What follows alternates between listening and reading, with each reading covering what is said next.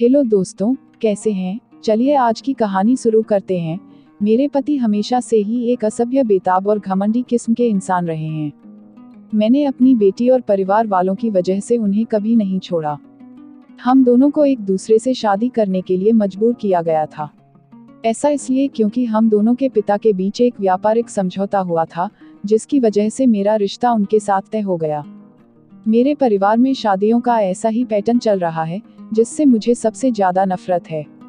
मुझे कभी भी किसी ऐसे व्यक्ति के साथ रहने का मौका नहीं मिला, जिससे मैं प्यार कर सकूं। मुझे अपने पति से भी कभी प्यार नहीं मिला। उन्होंने मुझे कभी नहीं बताया कि वह मुझसे प्यार क्यों नहीं करते हैं। मेरी बेटी का ट्यूशन का टीचर बहुत प्यारा लड़का था। वह देखने में काफी आकर्षक था।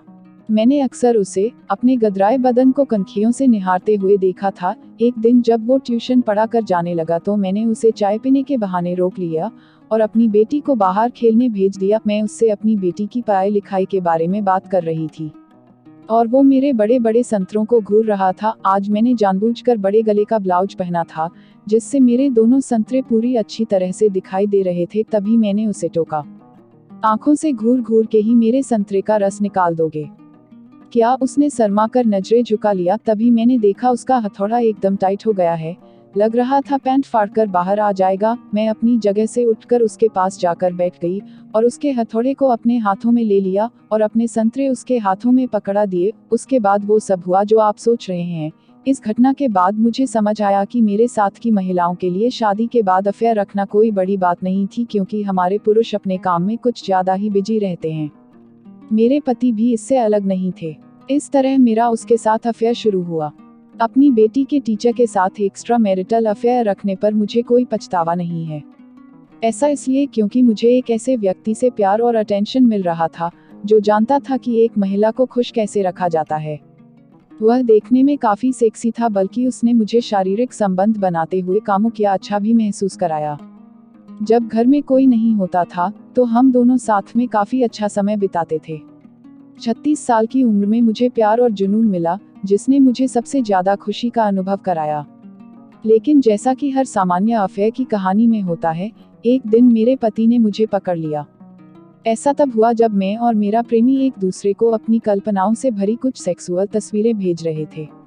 इस दौरान मैंने अपने पति और बेटी की घर वापस आते हुए की आवाज सुनी।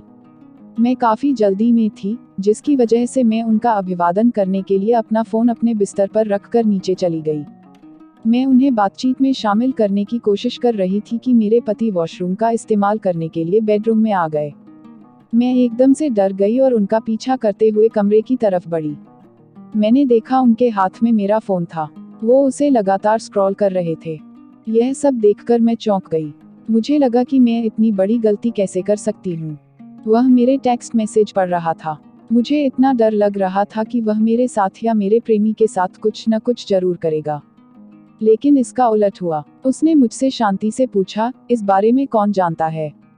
मैंने कहा, कोई नहीं। उसने फोन को जमीन पर फेंक दिया और उसके टुकड़े टुकड़े कर दिए। निराश होकर उसने अपनी उंगलियों को अपने बालों में घुमाते हुए कहा, मैं नहीं चाहता कि हमारी बेटी इन सब चीजों से प्रभावित हो। किसी को भी इस बारे में पता नहीं चलना चाहिए। मुझे परवाह नहीं है कि तुम किसके साथ क्या कर रही हो, लेकिन एक परिवार के रूप में हमारी प्रतिष्ठा दांव पर नहीं लगनी चाहिए, वरना इसका अंजाम बहुत बुरा होगा।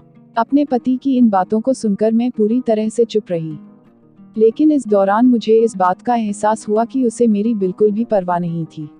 हमारी शादी पूरी तरह फर्जी थी। अगर मेरे पति ने कभी मेरी परवाह की होती तो वह मुझसे कभी ऐसा नहीं कहता। वह मुझे डराता धमकाता, लेकिन ऐसा नहीं हुआ। मैं भी काफी खुश थी कि उसे मेरे अफेयर से कोई दिक्कत नहीं थी, बशर्ते मैं इसे बस छुपाकर रखूं। मुझे पता था कि मैं यह सब बहुत आराम से कर सकती हूँ। धन्यवाद दोस्तों, आशा करती हूँ कहानी पसंद आई होगी।